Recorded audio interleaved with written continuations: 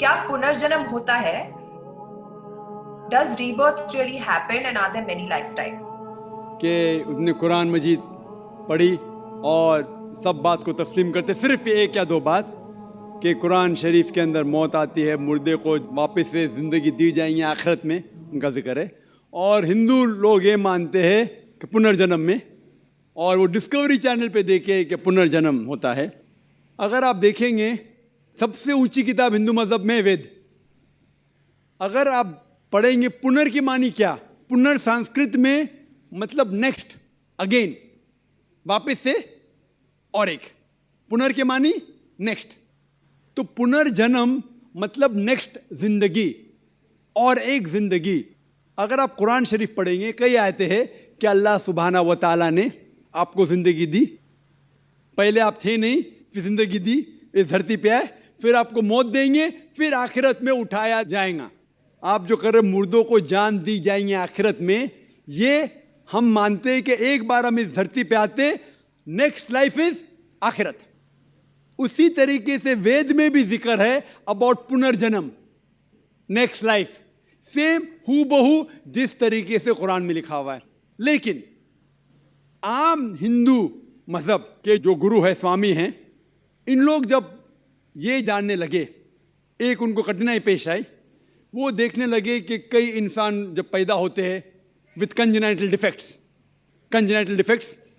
Heart problem, heart defects, limb problem, कोई अमीर पैदा होता है, कौन गरीब पैदा होता है, तो भगवान ही कैनॉट बी अनजस्ट। भगवान अनजस्ट नहीं हो सकता है कि कोई इंसान को हेल्दी पैदा करता है सेहत के साथ, कोई इंसान को कंजेनाइटल दिल की बीमारी से पैदा करता है, कोई इंसान को अमीर घर में पैदा करता है, कोई इंसान को गरीब घर में। तो भगवान अनजस्ट नहीं हो सकता है, ना इंसाफ नहीं हो सकता। तो ये जो स्वामी लोग हैं, इन लोग ने एक नई चीज निकाली, संस्कारा। हिंदू मजहब में कहते संस्कारा, जो इंग्लिश में कहते हैं cycle of birth and rebirth, transmigration of soul. अंग्रेजी में कहते ट्रांसमाइग्रेशन ऑफ सोल, क्योंकि आप डॉक्टर है, आप जानते होंगे। ट्रांसमाइग्रेशन ऑफ सोल अंग्रेजी में कहते, संस्कृत में कहते संस्कारा, birth death, birth death, birth death. कहीं भी वेद में नहीं लिखा हुआ है कि birth death, birth death, birth death, कहीं भी वेद में नहीं लिखा है। चैलेंज है मेरा, ये इन लोग को मिलता है भगवत गीता के श्लोक से। भगवत गीता का श्लोक चैप्टर नंबर 2 में, वर्स नंबर 22 में, उसमें लिखा हुआ है कि जब कोई शख्स अपने कपड़े निकालता है तो वो नए कपड़े पहन लेता है, उसी तरीके से रूह एक नई जिस्म में जाती है। और ये भद्यांकर उपनिषद में भी इसका जिक्र है, आप पढ़ेंगे कि when a caterpillar climbs up the grass of blade, he jumps to a new grass. Same way the soul takes a new body. जिस तरीके से कैटरपिलर घास के ऊपर चढ़ता है और दूसरे घास पे जाता है, उसी तरीके से रूह एक नई बॉडी के अंदर जाता है। तो इस श्लोक के बुनियाद पर इन लोग ने एक फिलॉसफी पैदा की, संस्कारा, कि इंसान जो कर्म के बेस के ऊपर, कर्म और धर्म की फिलॉसफी, कर्म मतलब अच्छे कर्म करोगे धर्म के हिसाब से, तो अगले जन्म में आप अच्छे पैदा होंगे। अगर आपके कर्म बुरे होंगे तो अगले जन्म में आप हो सकता है कि लूला पैदा होंगे या लंगड़ा पैदा होंगे। और जो कहते हैं कि आप इंसान 7 बार बनेंगे, ये कौन कहता है? वेद नहीं कहती, ये स्वामी जी लोग कहते हैं। कोई वेद में कहीं लिखा नहीं है, क्योंकि उनको ये नहीं कह सकते थे कि इंसान क्यों गरीब पैदा होता है, क्यों अपाहिज पैदा होता है। उनकी सोच कम थी, इसीलिए नई फिलॉसफी लेके आए, ट्रांसमाइग्रेशन ऑफ सोल। आप तो डॉक्टर है, मैं भी डॉक्टर हूं।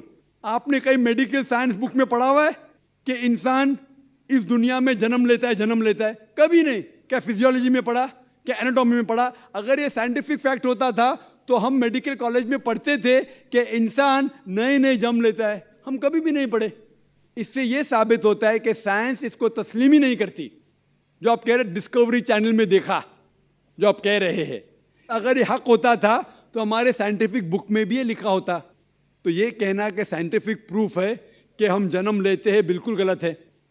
इस्लाम जो इसका जवाब देता है वो है कि इस्लाम तस्लीम करता है कि अल्लाह सुब्हाना व तआला कुछ लोग को अपाहिज पैदा करता है, कुछ लोग को अच्छी सेहत देता है, कुछ को गरीब, कुछ को अमीर।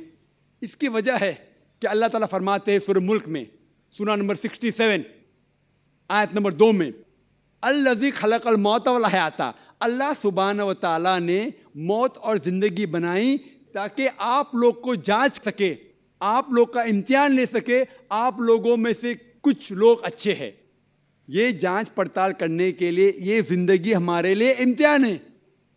और अल्लाह ताला फरमाते हैं सूरह अनफाल में, सूरा नंबर 8 आयत नंबर 28 में, कि आपके बच्चे और आपकी जायदाद आपके लिए फितना है। आपकी जायदाद और आपके बच्चे आपके लिए एक टेस्ट है, आपके लिए इम्तिहान है। अल्लाह ताला कुछ लोग को गरीब घर में पैदा करता है, कुछ लोग को अमीर। जो लोग अमीर है उनके लिए इम्तिहान है कि वो ज़कात देते क्या नहीं। जैसा कि मैंने कहा मेरी तकरीर में, तीसरी बुनियादी बात इस्लाम में है ज़कात। जिस शख्स के पास 85 ग्राम से ज़्यादा सोना है या उसके मुकाबले में धन है, उसको 2.5% ज़कात देना फ़र्ज़ है। जो आदमी अमीर है, कुछ अमीर लोग बराबर ज़कात देते, कुछ लोग आधा देते, कुछ लोग देते ही नहीं। तो अमीर इंसान को शायद 100% मार्क्स मिले या 50% मार्क्स मिले या 0% मिले। वो गरीब इंसान को ज़कात में तो 100 मार्क्स मिलता है, 100 आउट ऑफ 100। उसको ज़कात देना ही नहीं। हम कहते रहे बेचारा गरीब इंसान है, लेकिन असल में देखे जाओ तो उसको उस इम्तिहान में, गुर्बत के इम्तिहान में 100% मार्क्स मिले। आप समझ रहे? इसी तरीके से अल्लाह ताला कहते हैं कि आपके बच्चे आपके लिए इम्तिहान है। हो सकता है मिसाल के तौर पे एक अच्छे जोड़ी है, अच्छे मुसलमान है, 5 टाइम नमाज पढ़ रहे हैं, हज को गए हैं, रमज़ान में रोज़ा रखते हैं, ज़कात देते हैं। अल्लाह ताला उनका और बड़ा इम्तिहान लेना चाहता है। जितना बड़ा इम्तिहान उतना बड़ा इनाम। मिसाल के तौर पे अगर आप BA पास करते तो आपको सिर्फ ग्रेजुएशन मिलता है। अगर आप MBBS पास करते आपको डॉक्टर कहलाया जाता। डॉक्टर मतलब ऊंचा ओहदा। इसी तरीके से अल्लाह सुब्हाना व तआला हो सकता है कि उस जोड़ी को इम्तिहान और सख्त देता है और ऐसा बच्चा पैदा करता है जो अपाहिज है। अल्लाह ये देखना चाहता है कि अपाहिज बच्चा पैदा करने के बावजूद वो अल्लाह के ऊपर ईमान रखता है क्या नहीं। अगर ईमान रखता है तो अल्लाह उसे जन्नत फिरदौस देना चाहता है। और कठिन इम्तिहान और बड़ा इनाम।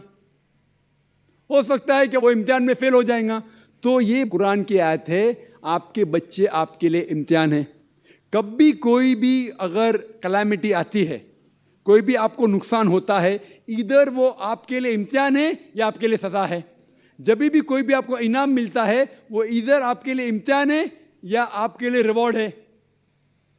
तो इसी तरीके से क्योंकि हिंदू मज़हब के जो स्वामी हैं वो इसको नहीं समझ सके, इसीलिए एक नई फिलॉसफी संस्कारा लेके आए जो बिल्कुल वेद में नहीं लिखी है। वेद बात करता है पुनर्जन्म। पुनर्जन्म मतलब नेक्स्ट लाइफ, जिसका जिक्र कुरान में भी है, आखिरत की ज़िंदगी। तो वेद और कुरान सेम ज़िंदगी क्या बात कर रहा है कि इस दुनिया में आप आते हैं, एक बार आते हैं, सही तरीके से जिएंगे तो एक बार काफ़ी है, और ये दुनिया आखिरत के लिए इम्तिहान है।